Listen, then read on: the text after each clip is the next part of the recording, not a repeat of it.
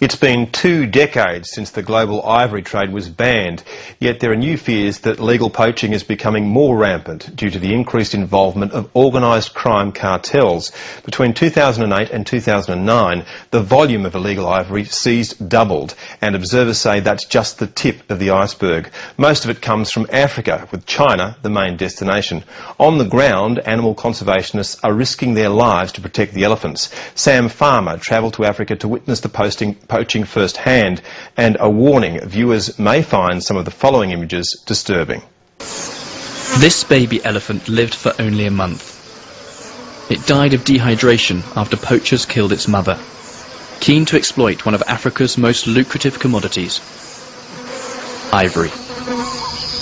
In the last year, the international price has jumped to more than $1,000 a kilo, prompting an unprecedented wave of poaching across the continent.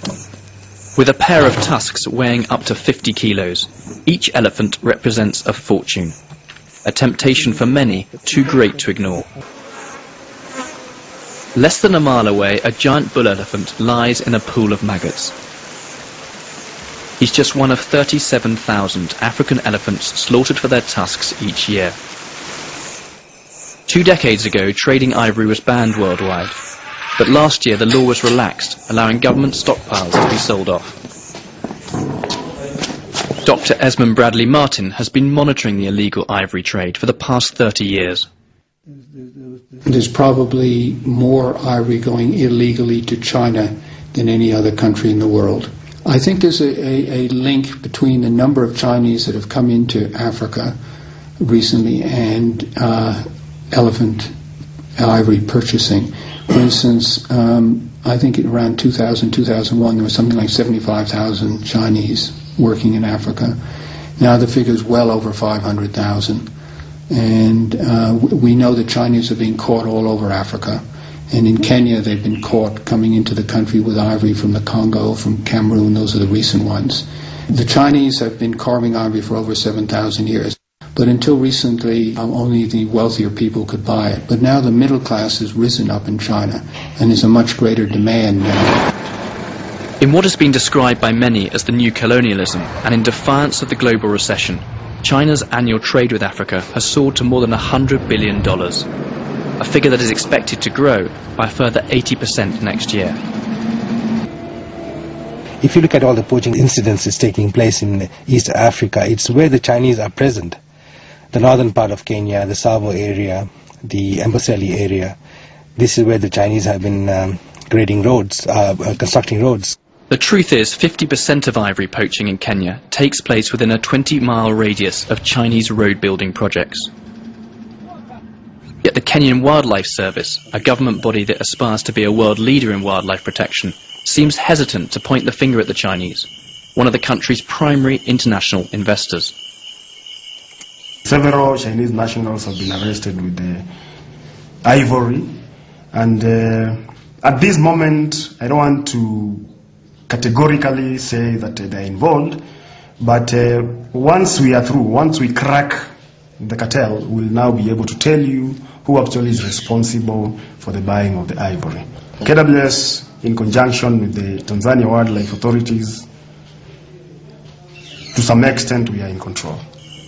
But that's not the view held by many of the conservation groups that feel they have little choice but to protect what elephants they have, and are now upgrading their own private patrols and preparing to respond in force.